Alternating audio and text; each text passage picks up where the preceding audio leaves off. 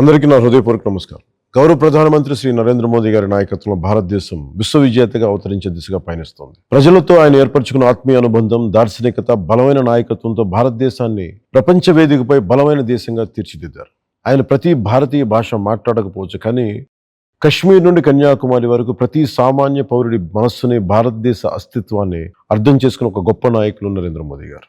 ఈ రోజు వారి జన్మదినోత్సవం జరుపుకున్న శుభ సందర్భంలో గౌరవ ప్రధానమంత్రి శ్రీ నరేంద్ర మోదీ గారికి నా హృదయపూర్వక జన్మదిన శుభాకాంక్షలు తెలియజేస్తున్నాను. జై హింద్. అందరికీ నా హృదయపూర్వక నమస్కారం.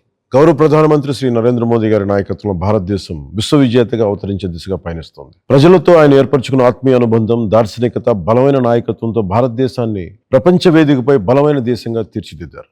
ఆయన ప్రతి భారతీయ భాష మాట్లాడకపోవచ్చు, కానీ కశ్మీర్ నుండి కన్యాకుమారి వరకు ప్రతి సామాన్య పౌరుడి మనస్సుని, భారతదేశ అస్తిత్వాన్ని అర్థం చేసుకున్న ఒక గొప్ప నాయకులు నరేంద్ర మోదీ గారు. ఈ రోజు వారి జన్మదినోత్సవం జరుపుకున్న శుభ సందర్భంలో గౌరవ ప్రధానమంత్రి శ్రీ నరేంద్ర మోదీ గారికి నా హృదయపూర్వక జన్మదిన శుభాకాంక్షలు తెలియజేస్తున్నాను. జై Hind.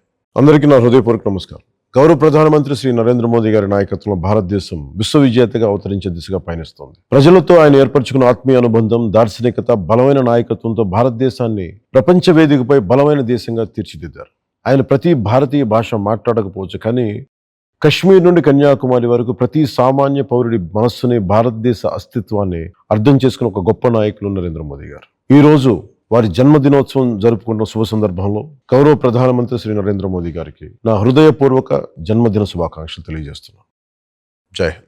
Please subscribe to Leo News for more videos.